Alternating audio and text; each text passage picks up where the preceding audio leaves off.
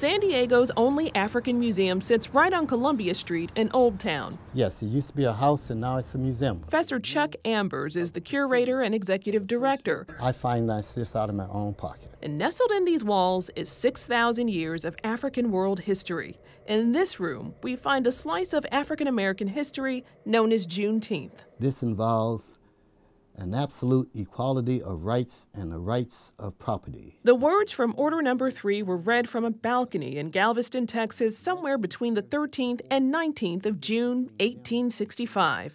That's when Union troops finally made it across the country to Texas, took over, and announced the total emancipation of the 250,000 slaves being held there.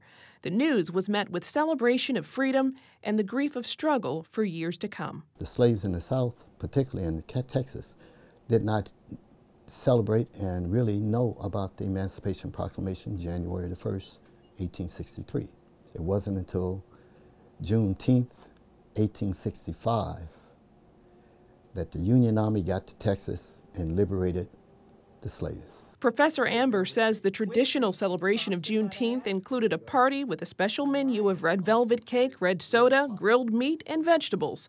The initial celebration was right in Galveston, Texas, 2 years after the Emancipation Proclamation. So that's why the Texans, African Americans in Texas, just celebrated, and they wanted that to be the African American Independence Day. And speaking of which, it's for years been looked at as the African American Independence Day. But really, shouldn't it be regarded as America's Independence Day, since that's the day that everybody was free?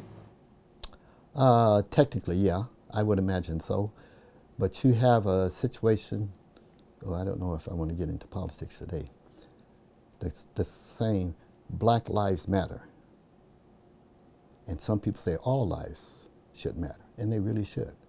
But we're still having, 130 years later, we're still having a conflict with this one person, one vote.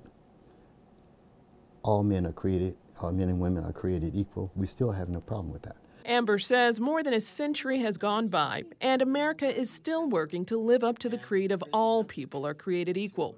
Juneteenth is as much a celebration as it is a check of progress and renewed commitment to keep momentum moving forward.